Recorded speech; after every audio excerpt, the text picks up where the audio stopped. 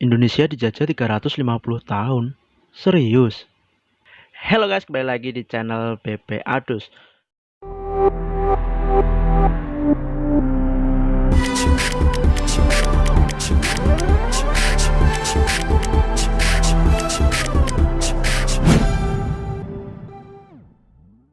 Oke, pada kali ini kita akan membahas tentang Indonesia.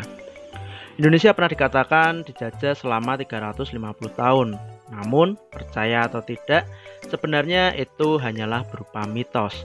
Mitos itulah yang akhirnya membuat anak-anak menjadi bingung karena kenapa masih ada kerajaan-kerajaan besar di tahun 1600 sampai 1945 kalau ternyata Belanda menjajah Indonesia selama 350 tahun. Atau mungkin hal itu sengaja dikondisikan supaya anak-anak Indonesia tidak bernalar dan berpikir, jadi lebih cenderung ya udahlah biarin aja. Yang penting kita menghafal.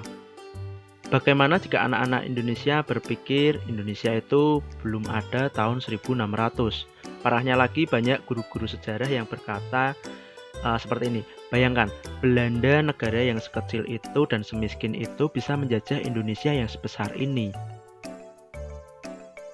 Dengan perkataan seperti itu, wajarlah jika orang Indonesia banyak yang inferior dibandingkan dengan Eropa atau orang-orang bule. Yang benar, Bapak pendiri bangsa kita, Insinyur Soekarno, pernah mengatakan Indonesia dijajah 350 tahun. Walau begitu, ucapan Bung Karno itu hanya untuk membangkitkan semangat rakyat Indonesia saat perang mempertahankan kemerdekaan menghadapi Belanda yang ingin kembali menjajah Indonesia pasca proklamasi. Masih ingat sejarah bangsa Indonesia yang mempertahankan kemerdekaannya kan? Ucapan Bung Karno itu nggak lain adalah untuk membalas perkataan penguasa-penguasa Hindia Belanda, salah satunya Bonifacius Cornelis de Jonge, yang sempat dengan arogan berkelakar, Belanda sudah berkuasa 300 tahun dan masih akan berkuasa 300 tahun lagi. Dalam buku Bukan 350 tahun dijajah yang ditulis Profesor Mr. G.G. Racing, seorang sejarawan keturunan Belanda, juga dibantah tuh kalau Indonesia pernah dijajah selama 350 tahun. Justru yang benar adalah sebaliknya. Belanda membutuhkan waktu sekitar 300 tahun untuk menaklukkan seluruh wilayah yang dikenal bernama Indonesia. Kita kembali ke belakang terlebih dahulu. Kayaknya menarik nih kalau kita melihat 350 tahun sebelum kemerdekaan Indonesia, itu sebenarnya ada apa aja ya. Semua bermula dari tahun 1511. Ketika bangsa Portugis berhasil menguasai Selat Malaka yang pada saat itu merupakan sebuah emporium atau yang disebut pusat perdagangan yang menghubungkan perdagangan dari India dan Tiongkok. Menguasai Malaka membuat Portugis berhasil mengendalikan dan memonopoli perdagangan rempah-rempah di sana. Setahun setelahnya, pelaut Portugis Alfonso de Albuquerque mengirim sebuah armada ke tempat asal rempah-rempah di Maluku, tepatnya di Ternate. Di sana, Portugis membangun sebuah benteng dan menetapkan kedudukannya, dan sempat meluaskan penduduknya ke Pulau Timor bagian timur. Selama berada di Nusantara, Portugis meninggalkan banyak sekali jejak keberadaannya juga, yang beberapa di antaranya masih bertahan hingga sekarang. Itu adalah bukti kuat bahwa Portugis pernah ada di Indonesia pada waktu itu.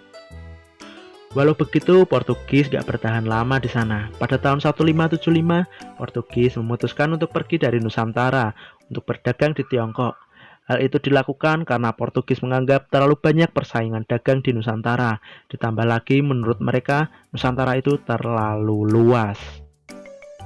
Nah, sekarang kapan sih Belanda tiba di Nusantara? Kalau dihitung dari tahun kemerdekaan Indonesia yakni 1945, terus kita kurangi aja 350 tahun. Itu artinya Belanda seharusnya tiba di Indonesia tahun 1595. Namun faktanya pada tahun segitu belum ada tuh ternyata bangsa Belanda yang tiba di Nusantara. Kerajaan-kerajaan di Nusantara juga masih adem ayem aja. Kedatangan Belanda ke Nusantara baru terjadi pada 22 Juni 1596, yang mana kala itu ada total 4 buah kapal Belanda yang dipimpin Cornelis de Houtman. Mereka berhasil merapat di pelabuhan Banten. Apakah ini awal penjajahan Belanda di Nusantara? Oke, perlu kita ketahui dulu nih, Waktu itu ekspedisi yang dipimpin Cornelis de Houtman tujuannya bukan untuk menjajah. Mereka datang untuk berdagang seperti halnya Portugis dan sama sekali nggak mewakili negara Belanda. Kedatangan de Houtman dan kawan-kawannya saat itu pun sempat ditolak oleh penguasa Banten karena de Houtman dianggap arogan, hingga akhirnya diusirlah mereka. Walau begitu, de Houtman dan rekan-rekannya cukup berjasa loh, karena telah membuka jalur ekspedisi Belanda menuju Nusantara yang selama ini dirahasiakan oleh Portugis. 2 tahun setelahnya, sekitar Mei 1598, ekspedisi Belanda lainnya tiba di Banten. Ekspedisi yang dipimpin oleh Jacob van Eyck itu berhasil mengambil simpati penguasa Banten, sehingga mereka diperbolehkan nih untuk berdagang. Ekspedisi mereka pun tujuannya masih bukan untuk menjajah loh sebenarnya, dan masih nggak mewakili negara Belanda. Sekian bulan berlalu, perdagangan di perairan Nusantara semakin ramai nih. Hal itu pun menimbulkan konflik baik sama pedagang Belanda maupun dengan pedagang Portugis, dan bahkan pedagang Inggris juga. Inilah yang menjadi duduk masalah didirikannya Perserikatan Dagang bernama VOC.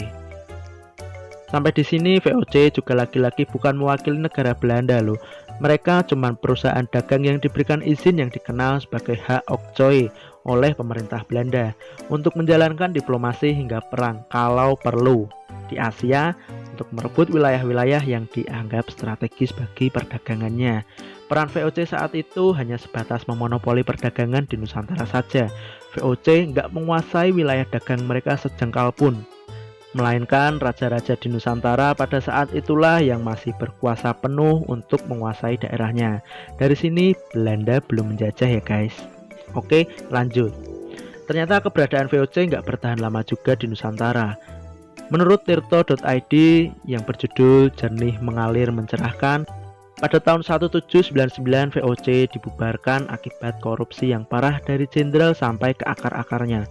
Pemerintah Belanda lantas menyita semua aset VOC untuk membayar utangnya yang mencapai 219 juta gulden, termasuk mengambil alih wilayah-wilayah yang dikuasainya di Nusantara. Nah, jadi kapan sebenarnya Belanda ini menjajah Indonesia?